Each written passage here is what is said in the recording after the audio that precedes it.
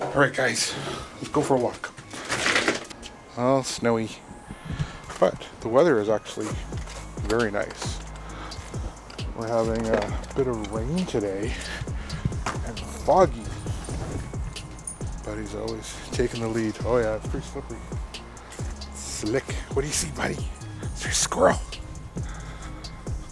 So when I'm at home, I like to be comfortable. I usually wear shorts around the house. But today it's still so warm, I didn't need to put on pants. It's +1. Oh yeah, today's a way nicer day. Birds are chirping. That's nice. See how cloudy it is? Just stare right at the sun.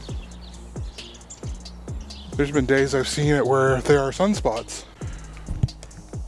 I was just praising how nice it was, but here's the deal. Sidewalks and the ground hold the cold.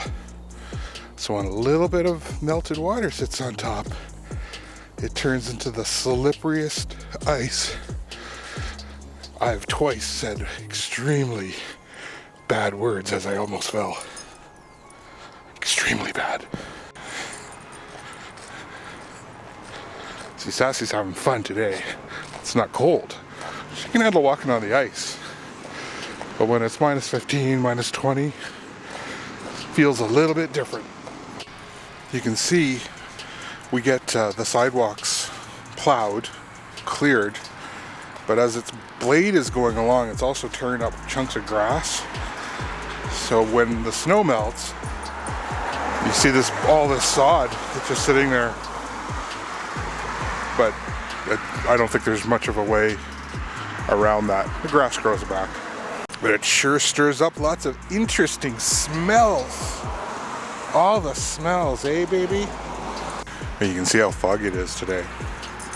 It's just one of the things that happens when, usually means the Chinook is about ready to leave, because there's this warm, moist air, and it's starting to get pushed up against some cold, dry air.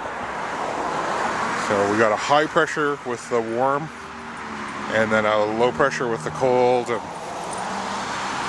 weather, you definitely know a lot about it when you live in Canada, because you get every kind of it.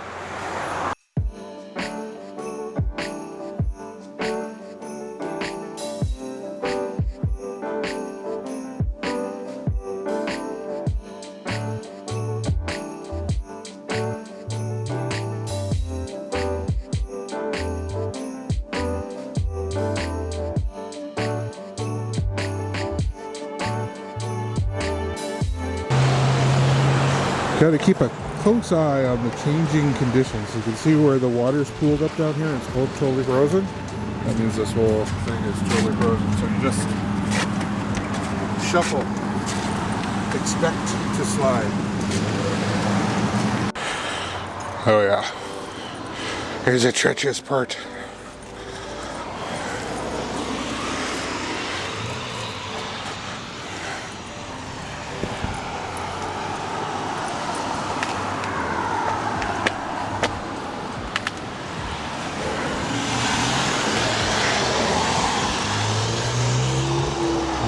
No cooking tonight because my buddy Peter came by with his famous, he brought us butter chicken, I made the rice, and he got a whole platter of baking from us.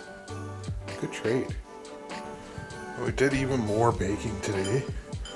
So I made a whole bunch of minced tarts, and this is what I'm actually the most proud of.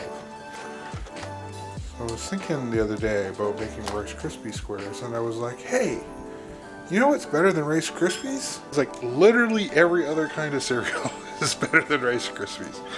I mean, there's nothing wrong with them, but, you know, there's better cereals. So instead of Rice Krispie squares, I made Cinnamon Toast Crunch squares.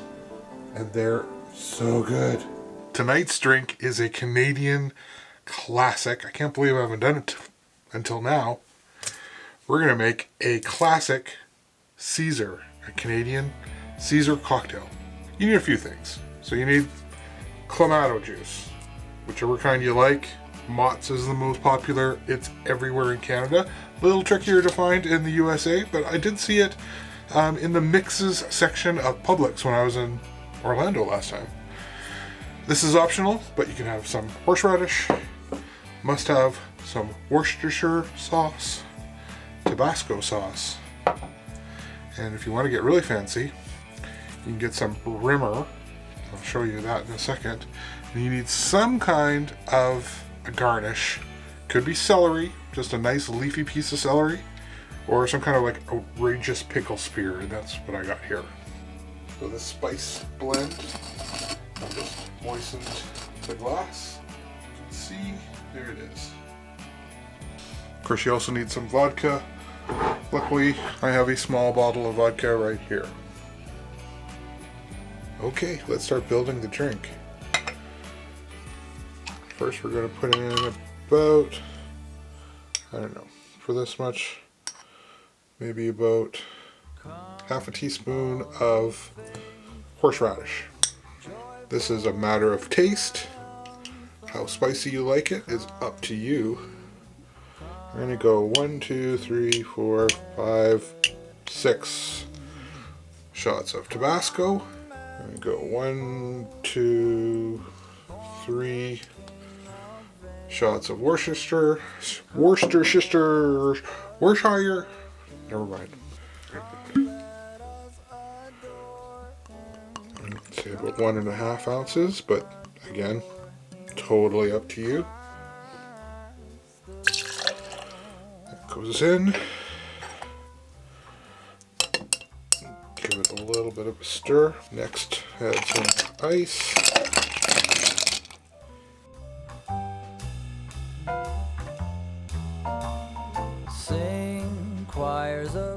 Add in your garnish. Here it is, my friend, the classic Canadian Caesar with an outrageous garnish.